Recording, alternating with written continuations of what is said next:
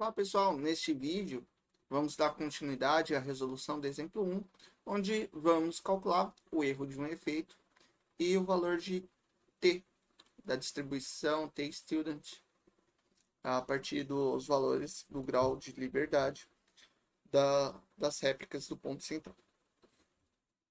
Para isso, o primeiro passo é salvar em uma variável os valores contendo os dados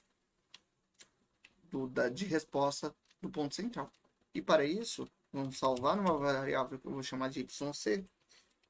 Vamos utilizar a variável contendo todo o data frame, com as informações que importamos do Excel.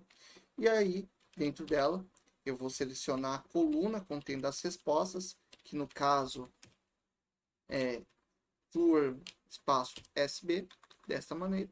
E aqui eu vou utilizar o método iloc para selecionar as linhas que eu quero. Então, vai ser da menos 3 para frente. Eu vou chamar essa variável yc só para visualizar. Aqui está, da coluna fluor.sb, eu selecionei as 3 últimas linhas que são referentes os dados da réplica do ponto central. E a primeira coisa que vamos calcular é o erro de um efeito, utilizando a classe auxiliar CP. Na classe CP, foi uma classe elaborada para facilitar e dar mais praticidade ao uso ao Python, para não precisar utilizar esse cálculo no Excel e gerar uma formatação meio estranha na hora de importar. Por isso eu pensei em atribuir essa classe aqui. E como utilizar? Vamos salvar numa variável chamada erro-efeito. E dentro dela, vamos chamar o nome da nossa biblioteca. Igual como utilizamos para todos os módulos externos. Igual NumPy. A gente chama np. E aí utiliza os métodos da NumPy, assim como o Pandas, que utiliza PD. Aqui não é diferente. E aí vamos instanciar a classe CP. E para instanciar a classe CP, eu preciso o que para calcular o erro de efeito?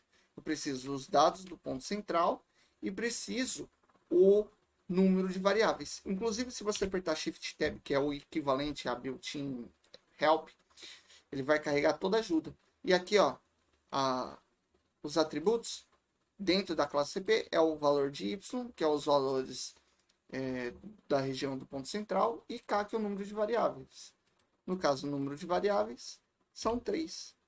E vamos chamar o método erro-efeito, que é responsável por calcular o erro de um efeito. Para carregar esse menuzinho aqui, ó, você aperta ponto e aperta tab, e aí vai carregar um menu contendo todos os métodos e properties da classe. Aqui eu só coloco o parênteses, mas não tem nenhum parâmetro para o erro de um efeito. Eu vou chamar o erro de um efeito só para aparecer no terminal o resultado. Aqui está o nosso resultado. Você pode usar a função round para fazer uma aproximação, se você quiser. Agora vamos calcular o valor de t, que eu vou chamar de t_value. Aqui dentro, novamente vamos instanciar a classe CP, e dentro dela, o que nós precisamos? Nós não precisamos instanciar, não precisamos chamar nenhum atributo da classe, basta chamar a classe invT. Se utilizarmos Shift Tab, ela vai carregar as informações dela. E aqui vai estar o parâmetro, que é o número de grau de liberdade dos pontos centrais.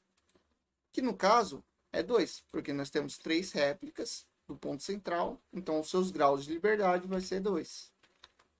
Vou escrever t_value aqui só para aparecer o resultado no terminal.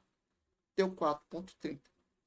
Agora, na próxima aula, eu vou comentar um pouco mais sobre o que é instanciar uma classe, o que é um objeto, para vocês entenderem, porque aqui na nossa playlist não abordamos de fato uma introdução à programação orientada a objetos. Eu acho importante comentar isso daí. E aí, vamos utilizar um método FabEfeito para gerar os gráficos de porcentagem de efeito e probabilidade. Então, eu te vejo na próxima aula.